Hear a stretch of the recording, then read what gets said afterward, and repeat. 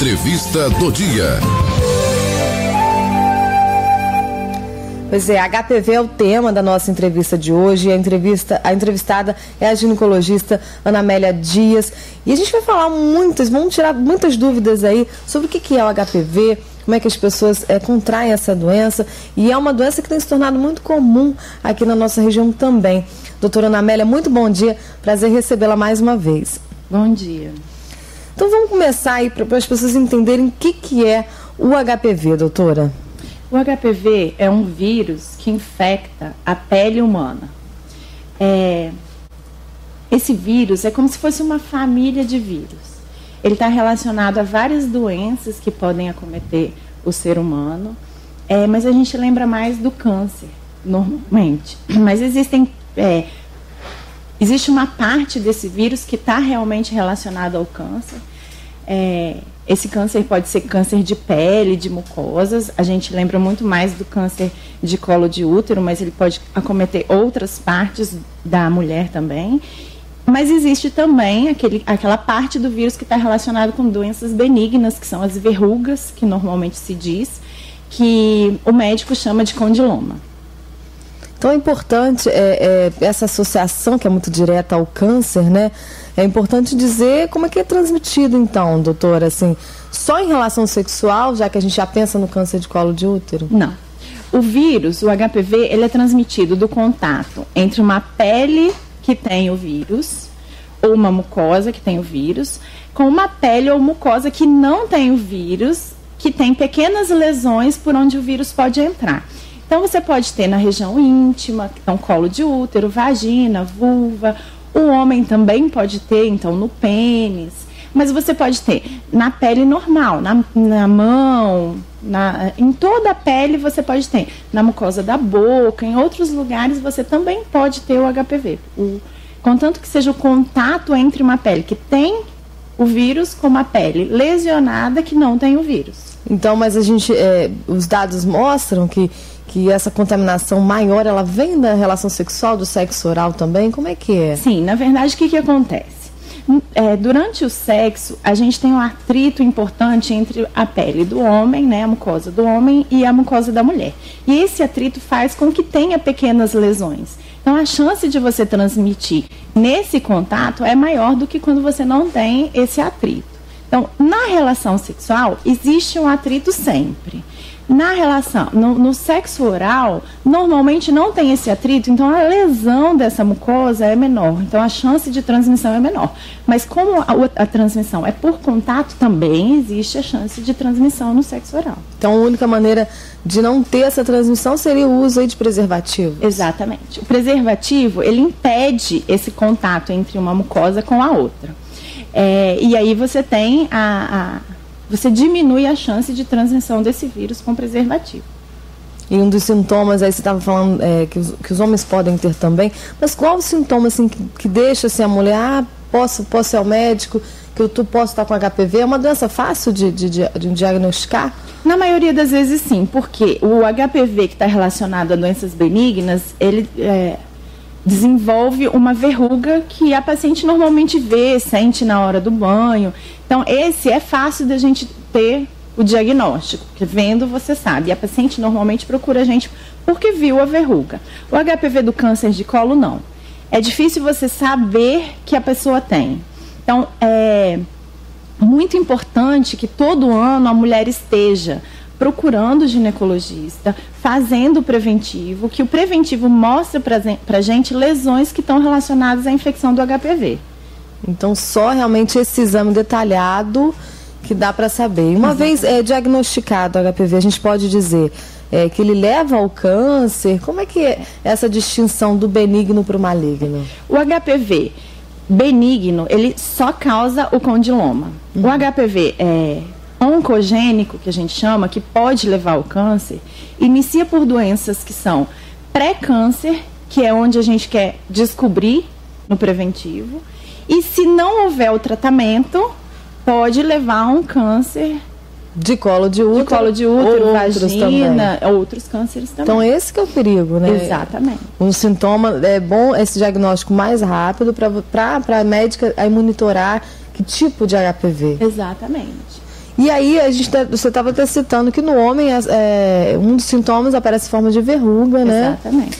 E a mulher e o homem retira, isso pode voltar? Essa doença, ela pode voltar depois de retirada, por exemplo? Pode. A verruga, ela é tratada normalmente com cauterização. A gente queima essa verruga de várias formas, a gente cauteriza e ela some.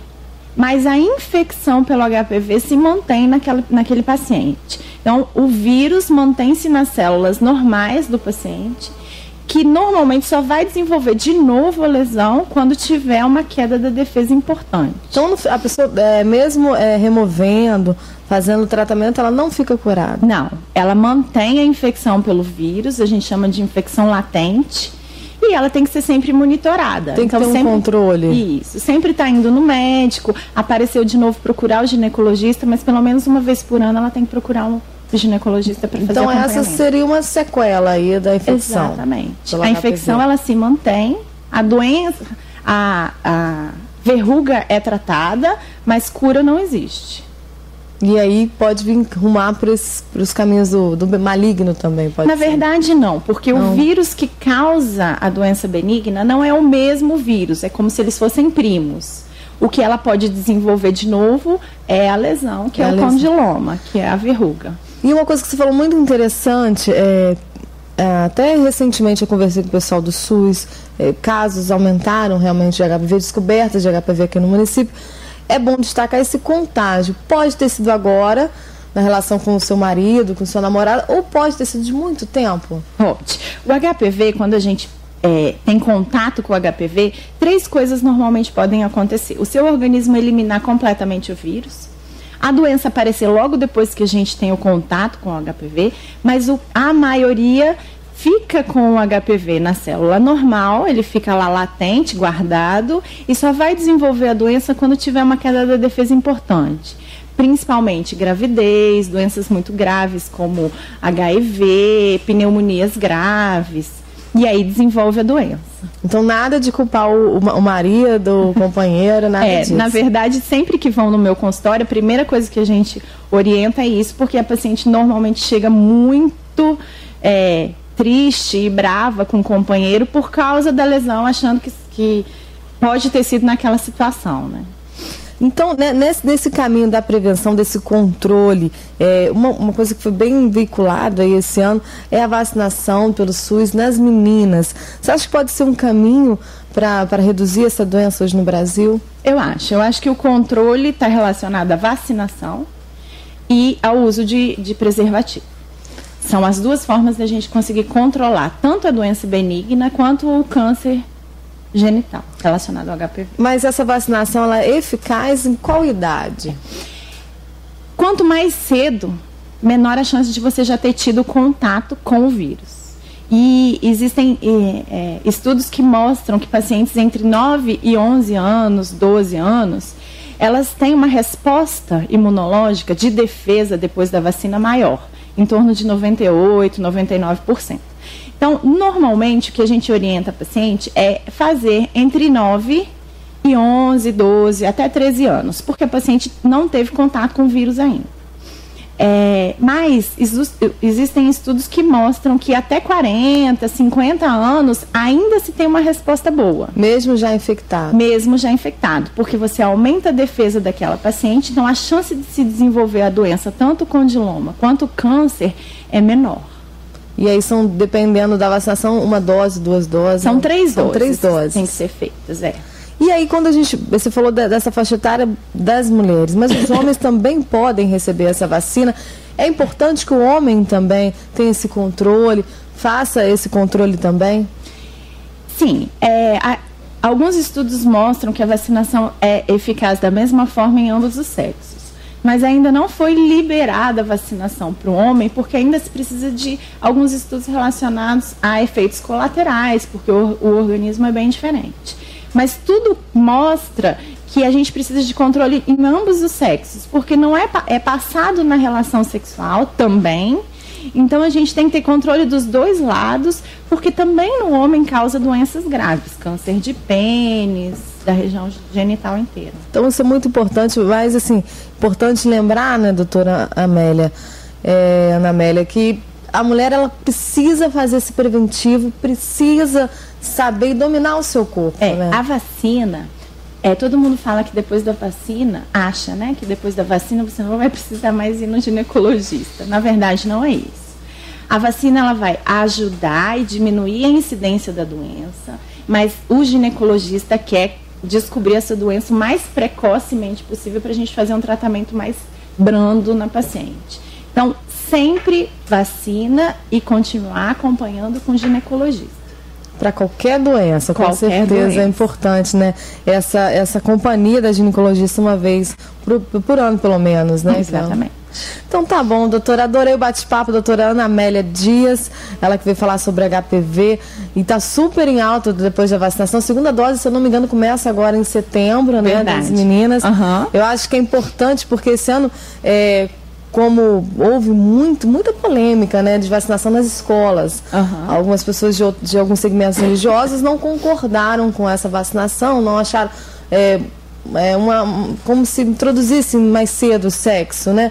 Mas não é verdade, como você falou, que é importante, além disso, é uma conscientização, né? Na verdade, a gente não está querendo que as crianças comecem a ter relação sexual antes. A gente quer evitar doenças muito graves que acontecem na mulher, que tem prevenção, mas que a gente observa que elas ainda estão acontecendo em grande parte da população e tem muita gente morrendo por causa disso. Então a gente quer prevenir que essa pessoa fique doente mais tarde. Ok, isso é muito importante, essa prevenção. Adorei o bate-papo, uma ótima semana para você, que Obrigada. a semana comece muito bem, porque o dia do sol, pelo menos, já tá lindo lá fora. Tá né? ótimo, muito lindo. Tá bom, doutora, muito obrigada, tenha um excelente dia.